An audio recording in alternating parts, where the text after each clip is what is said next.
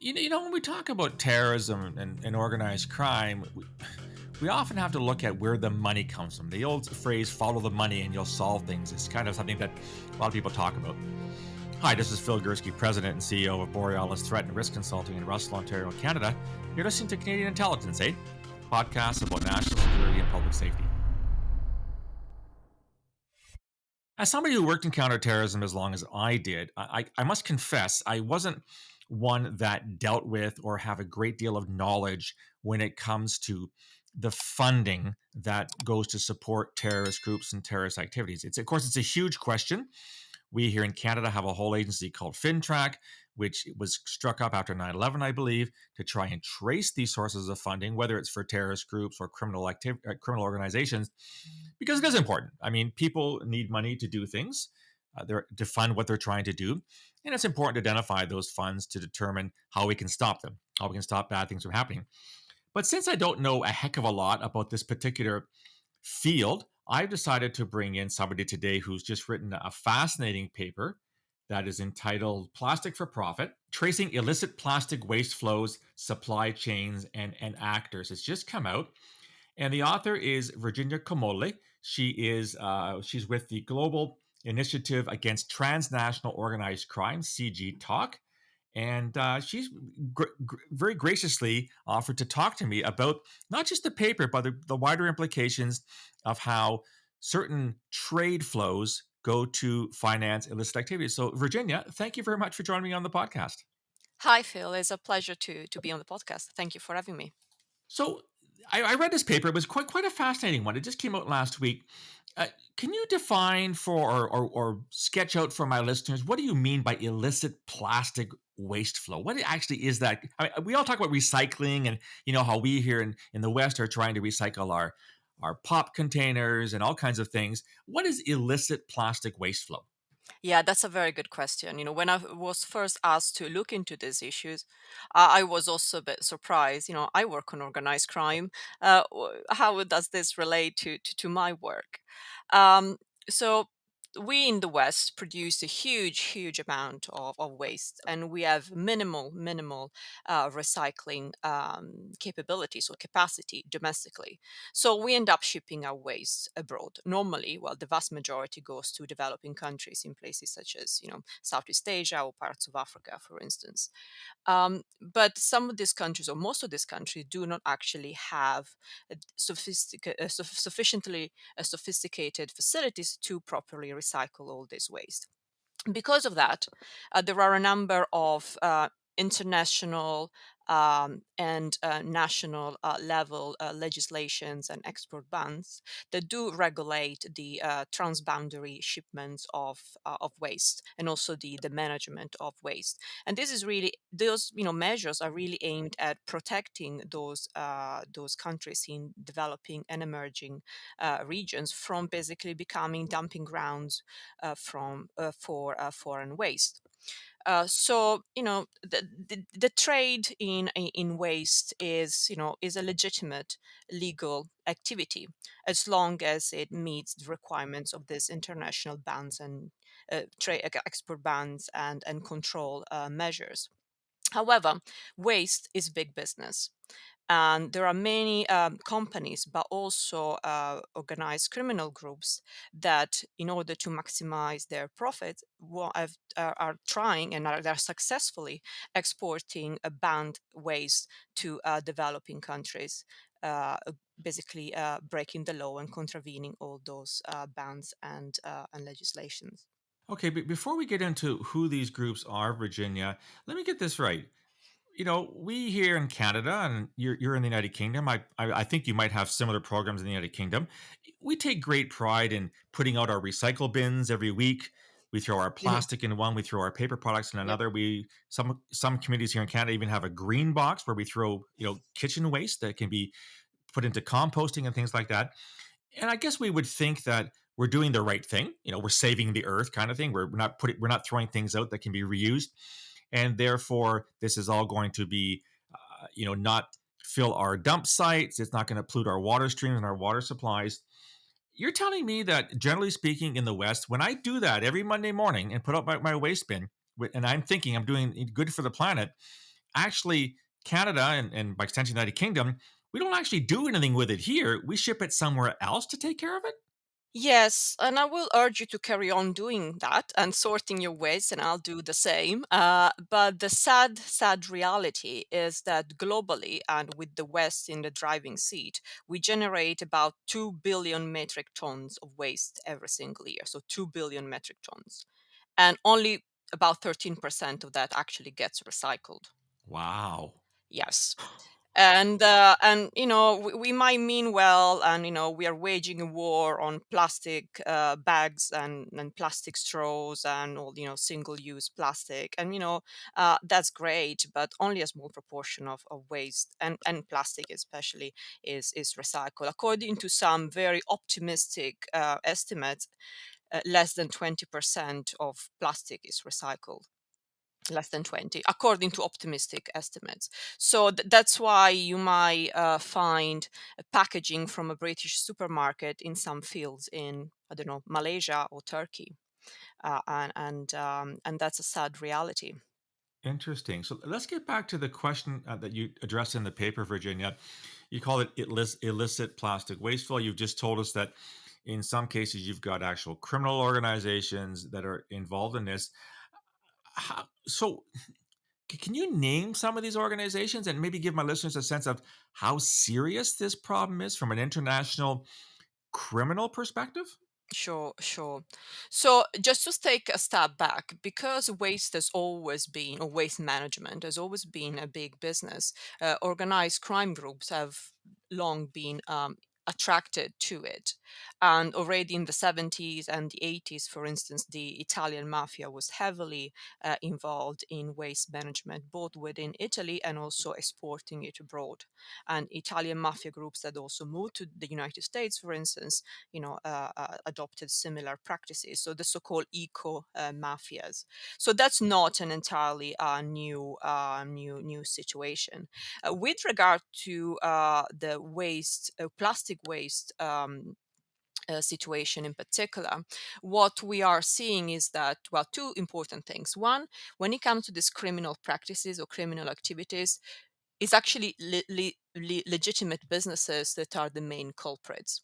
Mm. Um, However, and this has been documented quite extensively around the world, and we are talking about the involvement of brokers and small companies, large companies. It's quite extensive, and you see criminal activities carried out by legitimate businesses along or across the entire supply chain.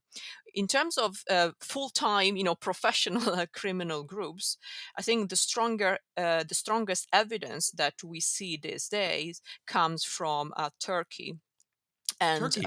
yes, yes, Turkey is a big player with regards to plastic waste coming from Europe. So there are Turkish criminal groups that are, polycrime groups, i.e., groups that have a wide portfolio of illicit activities, and they are involved in acquiring waste, and usually they do this through legitimate companies that are a facade for their illicit activities. And then they use these schemes for primarily money laundering.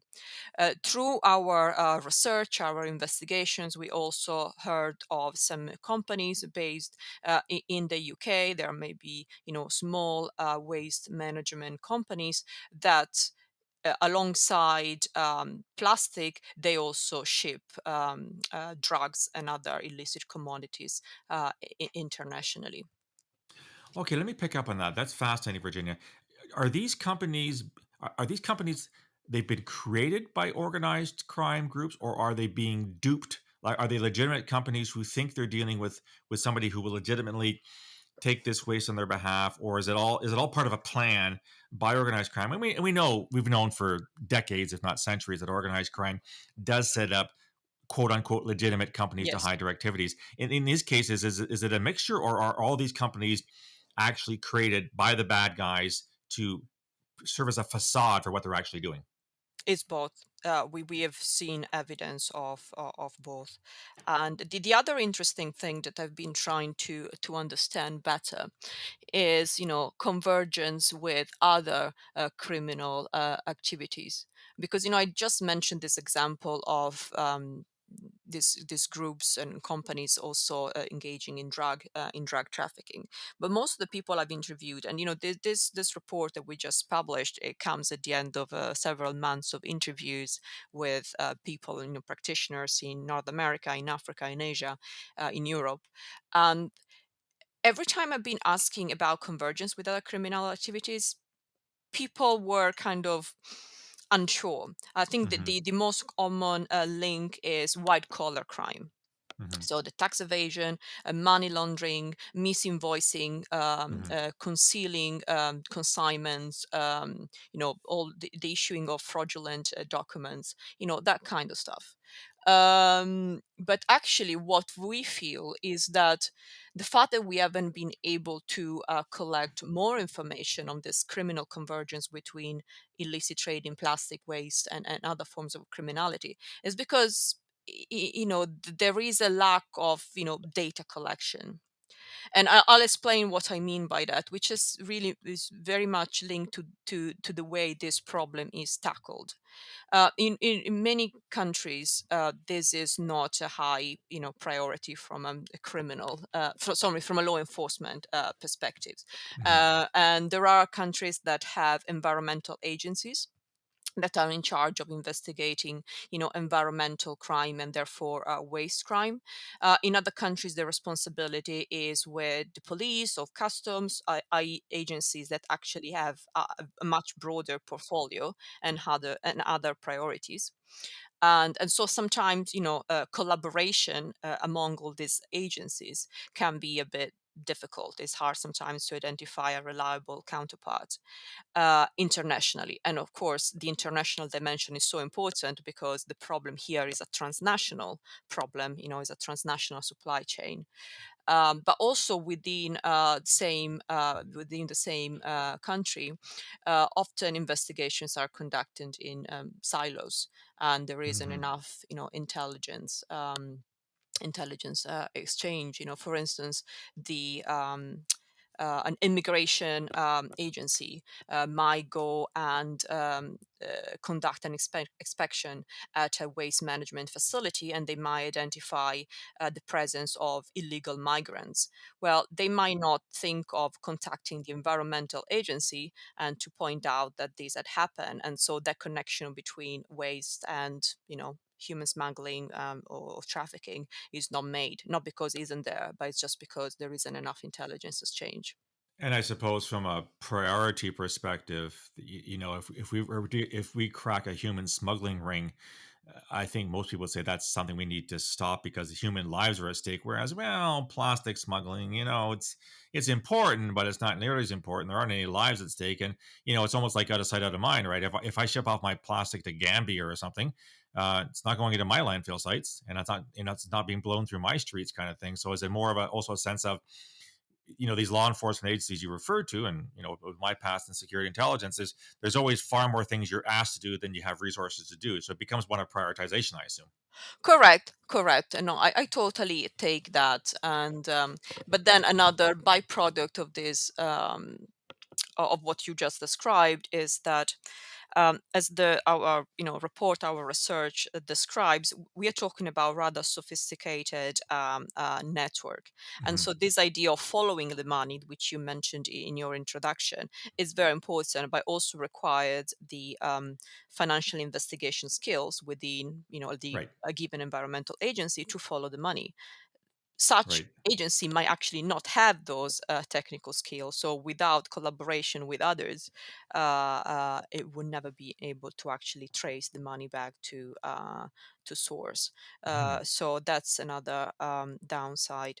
And if I can pick up on something that you just said about perhaps this kind of crime not having much of a human impact, that's actually at the core of the debate around plastic waste and illicit plastic waste. Um, since this has become more of an issue, and we are going back to the 70s, the 80s, the term waste colonialism has been used quite a Mm, bit, mhm. and that really points at this power imbalance between Western countries that need to dispose of their waste, and then developing countries that are receiving Mhm. waste, but they're also suffering from the impact of that Of waste. course, of course. And the human element is a very or the human harm is a very significant one for receiving countries, because in the absence of recycling facilities or processing facilities, waste is dumped in the middle of a forest, in the sea, in rivers, is burned. And this has tremendous repercussions for the environment, for food production, and for the health of people with severe diseases, cancer, respiratory illnesses, and so on and so forth. So we might not feel it in the West, but certainly people at the receiving end are really suffering as a result of this. And the environment is suffering as well. Clearly, you mentioned data gaps, Virginia, in your report. I'm going to ask you maybe a question that is not answerable right now, but do you have any idea what the scale of this particular industry is in terms of how much money illicit plastic waste flows are generating for criminal organizations around the world? Or is that an unknowable figure? Yeah, I'm afraid when we set up to do this work, that was one of the things that we would have loved to be able to quantify. I don't have that number. I wish I wish I did. But since you've asked for a figure, just to give you a sense that the value of the recycled plastic market, globally, is expected to reach $50 billion by 2022, Wow. next Wow. year. That's a lot of So money. yeah, $50 billion by 2022. It was only 35 millions in 2016. So you can Wow. see it's growing exponentially. And one of the reasons for that is also COVID, because during the pandemic, our reliance on single-use plastic, Yes. because of personal protective equipment, or all the takeaway food that we buy and we got delivered to our homes that comes in this single-use packaging, that all ends up in just adds up to the waste that we normally produce. And um, and and, and so it looks like things are even gonna get worse in terms of our waste production. I'm glad you brought that up because I was just on the train the other day, and normally on the train, we would get ceramic cups for our coffee, sort of thing. But as you said, because of COVID and because of the need to do whatever we can to lower the transmission rates, it was everything was done in a takeaway container, and I thought to myself, "Wow, that's a lot of garbage," and it really bothered me. But on the other hand, I guess the company is doing what it has to prevent things from getting worse.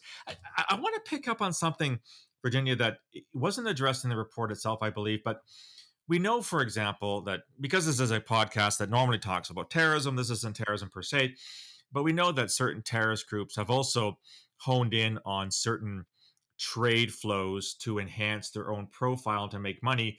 One of the best cases that I'm aware of is that the Islamist terrorist group Al Shabaab in Somalia has long been involved in what's called the illegal charcoal trade in East Africa. And I'm reading a report here from 2013 that says, and I quote, Al Shabaab's main income appears to be from charcoal and taxing of other commodities. Again, it's something that you didn't necessarily cover in the report itself, but do you think that in the absence of any actual concrete information that terrorist groups may in fact be looking at this as a possible way to raise funds, do you see this as a potential down the road that groups like Islamic State or perhaps Al Shabaab and I'm guessing Somalia may become a dumping ground for plastic waste as well? Do you think it's possible these groups will say, "Hey, there's another way for us to gain funds for our terrorist organization"? Yes, you raise a very good point, and I think in the same way where we still ended up with gaps with regards to information, or over these convergence between waste crime and other forms of crimes, not because it might not be happening, it's just because there are information gaps. I think in the same way, some terrorist organization might be looking into this, simply because it's a highly lucrative activity. I cannot say that I've seen evidence of it. But it might be happening, we're just not aware of it, or it might happen in the future. So I would not discount it. It certainly stands to reason that this would be almost like a low hanging fruit, if I could use that term, Mm, if this trade is so ubiquitous. And as you said, if in fact the third world is becoming the dumping ground for recyclable material from the first world, we know for a fact that in many countries of the so called third world, that terrorist groups are thriving all through the African continent, throughout the Middle East, parts of South Asia and Southeast Asia. So it certainly is something that is possible down the road. So what's next, Virginia? I mean, you've identified this as a significant problem. You've identified the fact that we do have known criminal organizations that are taking advantage of this trade to raise funds for their activities. What are we doing about it? And from your perspective, are we doing the right things to perhaps decrease this particular trade in illicit plastic? yes, well, that's a big question. Before I get into that, is there an interesting factoid about Al Shabaab? A few years back, they've actually introduced a ban on plastic bags, claiming that, well, the ban stemmed from an Islamic belief of around the importance of protecting the environment. Oh, So I'm not saying that Al Shabaab is turning into an environmental activist or organization, but I thought it was interesting yeah, in this context. Absolutely. So that's interesting. yeah, I know. So where do we go from here? So I have to say. I've been looked for into this for quite some time. I've been spoken to lots of industry insiders. The situation isn't exactly an easy one. It's not very promising. I need to be very clear on that. And I think the for a number of reasons. Okay, so there are some financial economic incentives to basically maintain the status quo, which is we are producing more and more plastic, and that's because it's actually more expensive to, well, recycled plastic is actually more expensive than producing virgin plastic. Hmm. I've heard that. Yeah.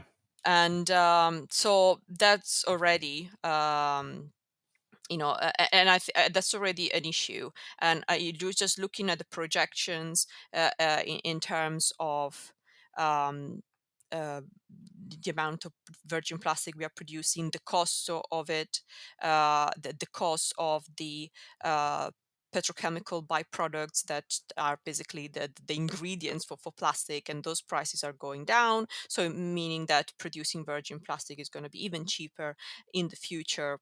That is going to be a problem that is going to stay with us for decades. So that's a sad reality. Hmm. And I know there are some people who work in on environmental issues, and people who are activists, and they're are, I would say, purists, who argue that all waste should be processed, recycled domestically. And I think in an ideal world that would be amazing. The reality is that we just simply do not have the capacity in Europe or North America to do so, and there are not enough financial incentives to build new recycling facilities domestically. That's just a reality that we need to contend with.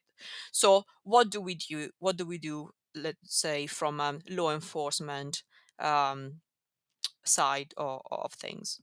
One thing that I've already alluded to is that this is a transnational issue, and therefore cooperation across regions and across agencies is absolutely essential. And some things have been done already.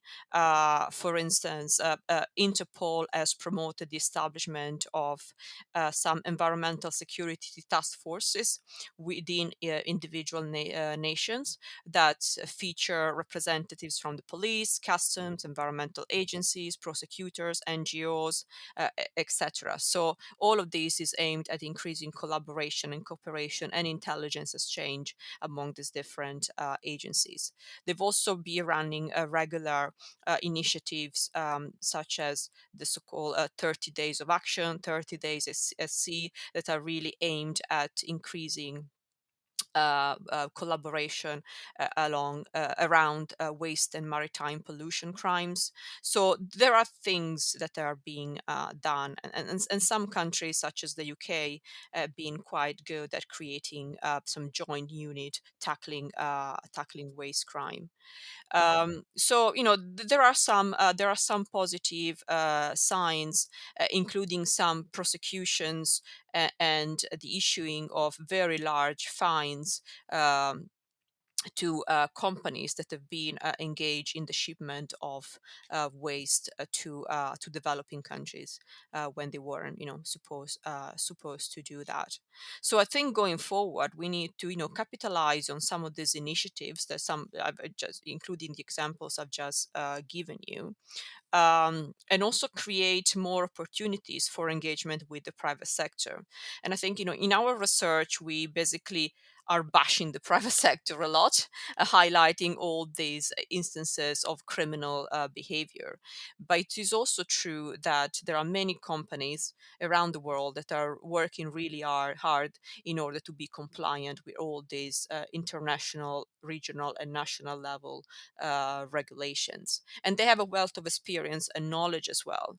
So closer collaboration with the private sector, I think, is key, because the private sector is also in a good position to identify red flags, even when especially when it's about very practical things. For instance, the private sector might be able to share information regarding whether in some waste producing countries there is a growing demand for large empty spaces, because that could be a sign that those would be used to store unwanted waste that is repatriated from developing countries. Because something that we have not mentioned in this conversation is that when it is possible to identify the source of waste, some countries, especially in Southeast Asia, that have been so fed up with receiving all this unwanted plastic waste, they would actually send it back to origin.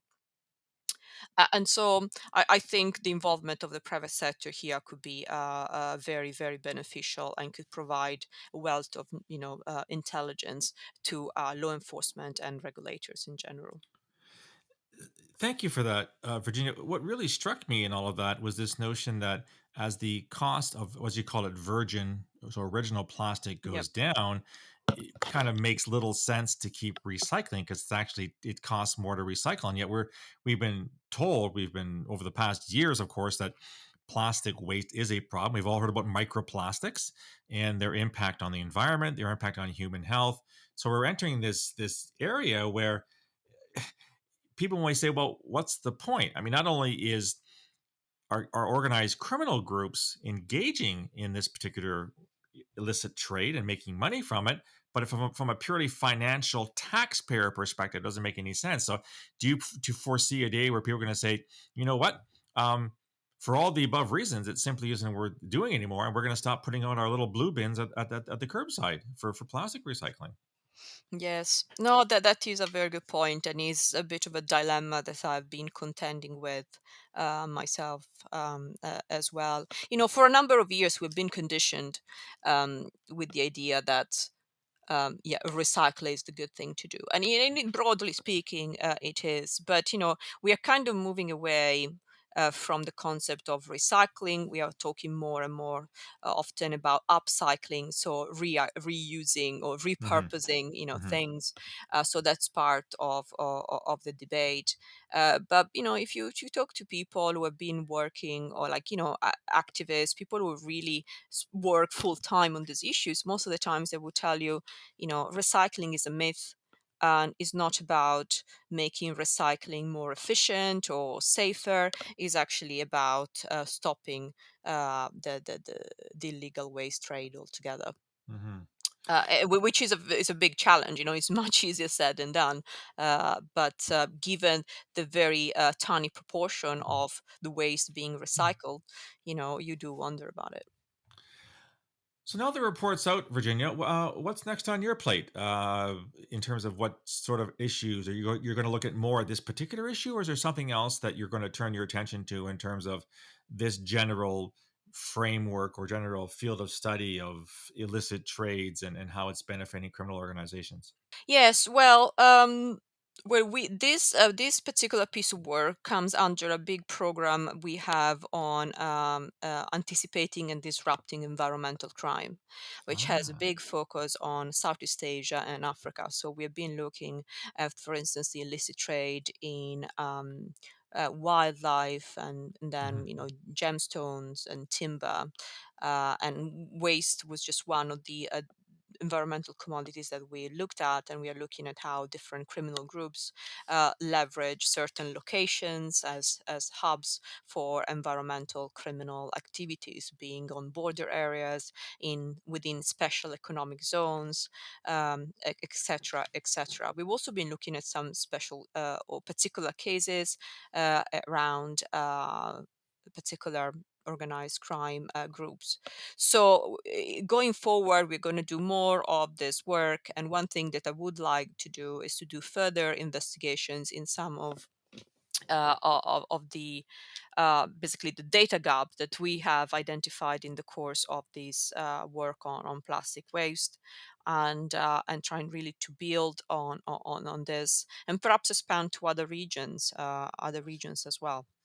It sounds to me like I'm going to have you back on the podcast at some point to talk about these future reports on the illicit trade. So, Virginia, thank you so much for joining me on the podcast and shedding some light onto an area which, frankly, I knew nothing about, and I would bet the mortgage that most of my listeners knew nothing about. It's I'm going to share the report with my listeners, but thank you for taking the time to walking us through not just the report, but generally speaking, what this problem is, how large it is, and what we're doing about it. I appreciate you taking the time.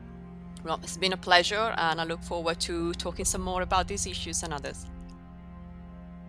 So that was my conversation with Virginia Comolli. She is the author of Plastic for Profit: Tracing Illicit Plastic Waste Flows, Supply Chains, and Actors. It's a report that has been put out by the Global Initiative Against Transnational Organized Crime.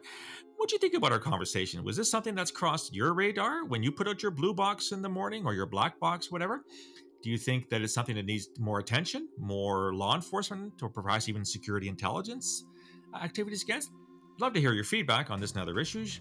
You can reach me on email borealisrisk@gmail.com or on Twitter at borealisaves. You can also find me on LinkedIn and on Facebook. If you like this content and want to get more of it free of charge, go to the website borealisthreatrisk.com, hit the subscribe button. You get a free daily digest of all the podcasts and blogs, as well as you'll find a link there to my newest book, The Peaceable Kingdom: A History of Terrorism in Canada from Confederation to the Present.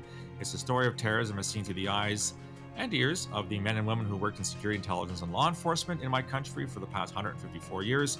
Only available through the website. Love to hear your feedback on this and other issues. We'll talk again soon. Until then, stay safe.